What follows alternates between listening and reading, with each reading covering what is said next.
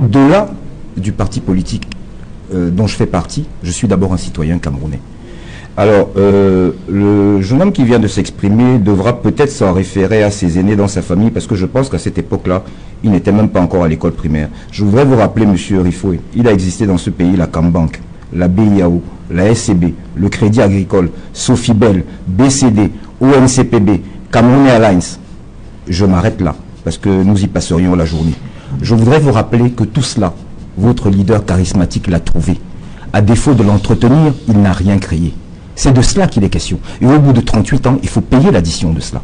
Donc, en tant que Camerounais, je ne sais pas où vous vivez, mais si vous vivez dans le même pays que moi, dans la même ville que moi, Douala, que vous ne voyez pas la misère ambiante et rampante autour de vous, mais je veux dire, il m'est arrivé de donner un exemple. Vous vous mariez aujourd'hui, ça se passe mal, elle s'en va. Vous en prenez une deuxième, ça se passe mal, elle s'en va. Vous en prenez une troisième, ça se passe mal, elle s'en va. C'est que vous avez un problème avec le mariage. Parce que, ou alors vous êtes malchanceux, mais dans un cas comme dans l'autre, le mariage n'est pas fait pour vous. Les trois quarts de vos collègues qui sont en 11e province, qu'on a coutume de dire, parce que vous êtes en délicatesse avec les deniers publics. C'est ça qui m'esprit dans cette situation. Maintenant, je voudrais aussi rappeler aux plus jeunes que ce soit Douala Mangabel ou Miobé, tout cela qu'aujourd'hui on a érigé au Panthéon camerounais ont eu exactement le même traitement que celui que M. Rifoué voudrait nous attribuer. Ils ont été traités de rebelles, ils ont été traités de tous les noms, certains ont été assassinés, mais nous nous prévalons tous d'eux aujourd'hui, je crois, y compris mon prédécesseur en parole. Monsieur Rifoué, il faudrait que vous compreniez, enfin, la crise du nord-ouest et du sud-ouest. Vous ne vous en êtes rendu compte que quand les armes ont commencé à crépiter. Mais bien avant cela, il y a eu des signes annonciateurs. Ces signes-là sont là. Le peuple gronde. C'est dommage parce que tous ceux-là qui vous envoient sur les plateaux et qui sont confortablement installés à Yaoundé ne seront plus là. Et vous devrez faire face. Votre progéniture aussi. Faites attention, on parle du Cameroun. On ne parle pas de vous et de moi. On parle de notre bien commun. Et personne ne le dilapidera. Plus c'est terminé. Je tiens à ce que vous le compreniez. Et vous le comprendrez de gré ou de force. Ok. Je ne sais pas si vous pouvez mettre faire un autre calvaire, parce que je crois que c'est un littéraire. Vous êtes docteur en droit d'auteur, c'est ça, non? Quelque chose comme ça. Non, vraiment, arrêtez de distraire les Camerounais. Je pense d'ailleurs que les nombreux téléspectateurs qui nous suivent se rendent compte à quel point ceux qui nous gouvernent nous méprisent. À quel point ils prennent par-dessus l'épaule les maux qui minent notre société et qui nous hantent du matin où on sort jusqu'au soir quand on rentre. Voilà un monsieur qui me déclare que 15, 20, 30 structures qui ont été viables jusqu'à ce que lui, on lui passe le témoin, n'ont plus été viables par la suite. Je vous interdis de m'interrompre. Je vous interdis de m'interrompre. Vous parlez de ce je vous interdis de traitement. Vous aviez quel âge en 82? Dites-moi quel âge vous aviez. Vous parlez de ce que vous ignorez. Ça n'a rien à voir avec l'âge. Non, si vous aviez 4 ans, vous n'en saviez rien. Ça n'a rien à voir avec l'âge. Donc c'est votre père. Vous êtes incapable de votre père de ces entreprises. Voilà l'une de vos caractéristiques. Incapable de supporter la contradiction. Vous rentrez en transe. La contradiction doit être... Mais calmez-vous, monsieur Rifoué. Calmez-vous. Allez sous perfusion si ça ne va pas. Calmez-vous, monsieur Rifoué. Et vous prenez Calmez-vous. Ce que je veux vous apprendre, ce que votre père vous a dit, moi je l'ai vécu. Ce que je veux vous apprendre, c'est qu'il faisait bon vivre dans ce pays. Ce que je veux vous apprendre, c'est que le monsieur qui a Yaoundé, que vous suivez, dont vous suivez la photo, quand il prenait le pouvoir ici, les comptes du Cameroun étaient ouverts partout, ici et ailleurs. Ça, je vais vous le dire. Il n'y a pas un seul fonctionnaire qui a attendu un jour son salaire dans ce pays. Vous voyez, si vous vivez à Douala, la route qui mène au port, qui passe par le Carrefour, Tchékénis ou Arnaud, vous y mettiez à 15h, à 16h, vous aviez fait votre marché. C'est ce Cameroun-là que moi j'ai connu et que je peux donc comparer. Je ne suis pas un enfant du renouveau, des enfants nés dans le mensonge. Oui, parce que vous êtes un pur produit, ce n'est pas de votre faute, vous êtes victime de l'environnement dans lequel vous êtes né. Mais souffrez, si vous êtes véritablement docteur, d'apprendre aussi des autres.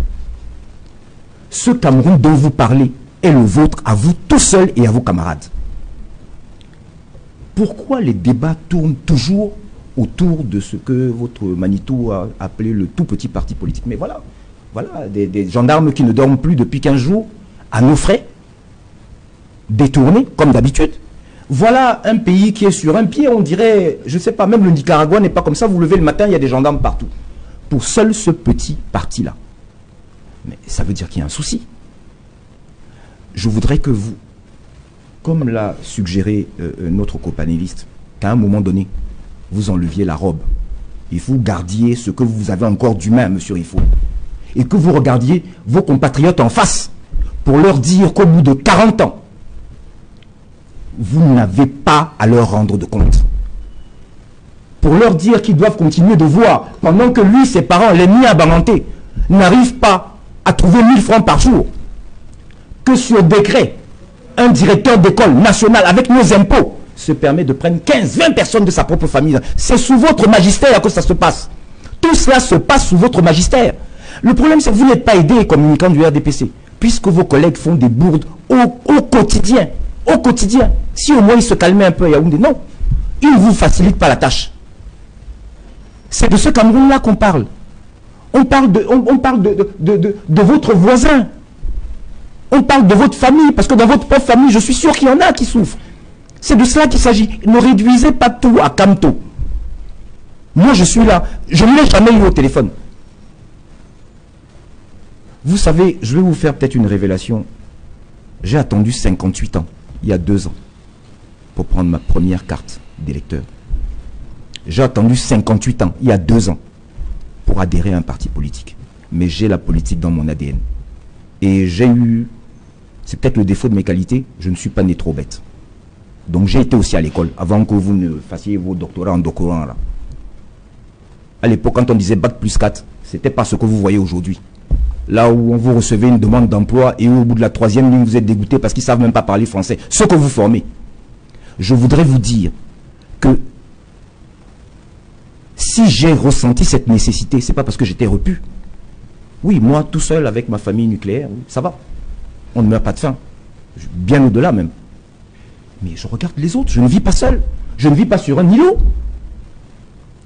Alors, vous pensez que j'ai été interpellé comme ça pour rien, alors que je serais tranquillement, je sais pas, en train de prendre mon apéritif maintenant et ne me soucier de rien, les pauvres béquilles se démerdent.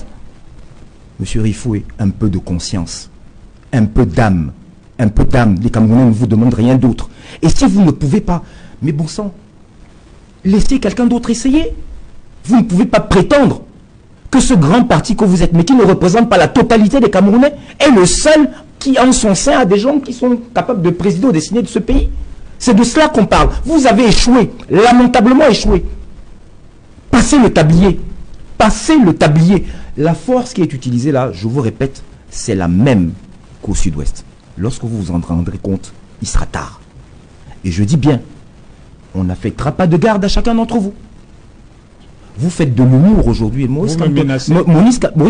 Comment? Vous me menacez. Mais je vous dis que c'est ce qui vous pend au nez. Pourquoi je vais me cacher? Je vous dis que c'est ce qui vous pend au nez.